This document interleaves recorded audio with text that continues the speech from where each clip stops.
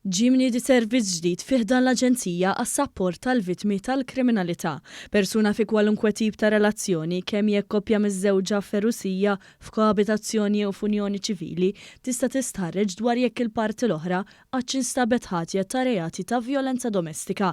Dan qed iseħħ brabta ma' abbozz ta' liġi dwar il-prevenzjoni tal-vjolenza domestika li għadda unanimament fil-Parlament aktar kmieni din is-sena. Din kienet ukoll parti mill-1000 proposta li preżenta il-Partit Laburista fl-elezzjoni ġenerali li għaddiet permezz tal-manifest Malta flimkien. Dan tħabbar f'konferenza tal-aħbarijiet mill-Gvern fejn fija l-Ministru għall-Internu s-Sigurtà Nazzjonali Byron Camilleri għalli minkejja li l-Aġenzija għall-Vittmi tal-Kriminalità permezz ta' dan is-servizz mhijiex se tindaħal fir-relazzjonijiet personali, din se toffri lodda li wieħed jista' jieħu biex jippreveni kwalunkwe każ ta' vjolenza domestika. Żied jgħid li naturalment din l-informazzjoni se tingħata biss lill-persuna li tkun f'relazzjoni mal-persuna li ssir ir-riċerka dwarha u li din l-informazzjoni mhux se tingħata lil persuni terzi.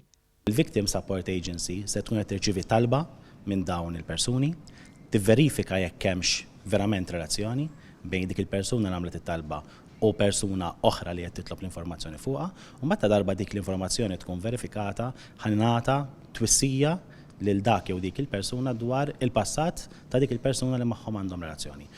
Minnaħa tagħha s-Segretarju Parlamentari għall-Ugwaljanza u r-Riformi Rebecca Buttigieg rabtet dan mal-ħidma ta' Gvern Laburista f'dan il-qasam. Fost l-oħrajn Buttigieg semmit it-taqsimiet miżjuda fil-Korp tal-Pulizija li firmar tal-Konvenzjoni Istanbul il-liġi tal-femiċidju u għajnuna legali għal-vittmi tal-vjolenza domestika.